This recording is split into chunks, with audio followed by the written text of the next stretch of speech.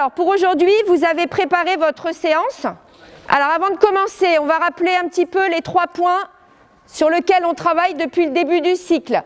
Vous passez dans différents rôles. Le rôle principal, Amir, c'est le rôle de pratiquant.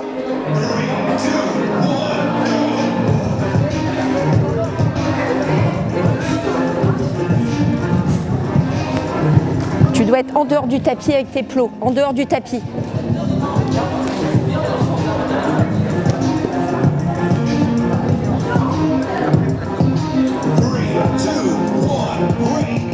Alors ce projet, il est parti à partir d'une première activité qui était au lycée en fait. On s'en est servi la première fois pour une séquence de musculation en première et terminale. On cherchait un support que l'élève puisse consulter, qui sortait des fiches et des papiers. On cherchait quelque chose qui fasse mieux comprendre ce qu'on attendait d'eux, qu'il soit plus clair et qu'ils puissent s'y référer pour préparer leur cours en amont. Et donc le Padlet, pour nous, a été vraiment tout de suite l'outil qu'il nous fallait parce que c'était simple d'utilisation. Qu'est-ce que tu dois observer, toi, au niveau de l'amplitude du mouvement ? Si elle va bien, si elle met bien son genou au niveau de son genou gauche, au niveau de son... D'accord. Et au niveau de la posture ? Qu'elle soit bien alignée, sa tête, son bassin et ses pieds. D'accord, donc c'est effectivement le cas.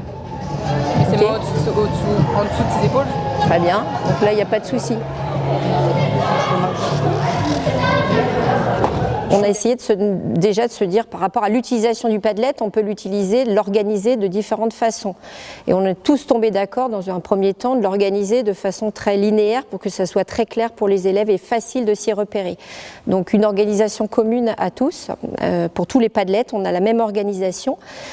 Et puis après, on s'est posé la question, qu'est-ce que l'élève doit trouver dans ce Padlet ? À quoi ça va lui servir pour le cours ? Et donc, on a défini un certain nombre de choses qu'on va retrouver après dans tous nos Padlets, en fait.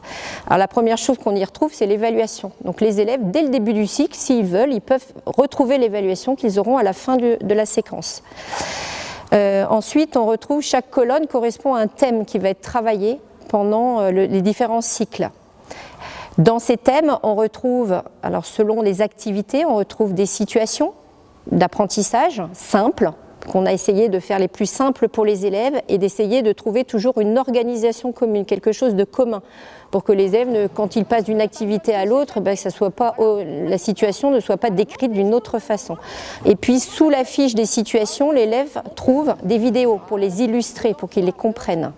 Alors, directement, pendant le cours, ils n'utilisent pas le Padlet parce que l'idée, c'est que le cours est réservé à la pratique physique.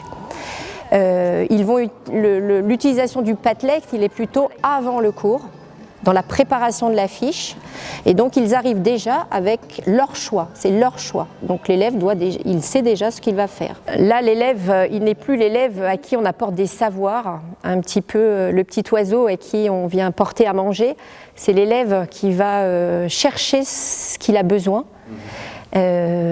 pour pouvoir progresser. Évidemment, on ne le laisse pas tout seul, on lui donne des choses, on l'accompagne dans cette autonomie, il n'est pas tout seul pour progresser. L'utilisation aussi de ce Padlet permet à ce que, quand les élèves sont devenus assez autonomes, du coup, au moment du cours, ça nous permet de nous détacher un petit peu de l'organisation, de la situation, de la différenciation pédagogique et d'aller justement, cette différenciation pédagogique, d'aller vraiment aider les élèves, d'aller les aider chacun selon leurs besoins.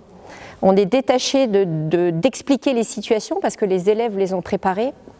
Et là, on peut être beaucoup plus à l'écoute, aider les élèves, les aider dans leur réalisation. Voilà. Allez, on change les rôles.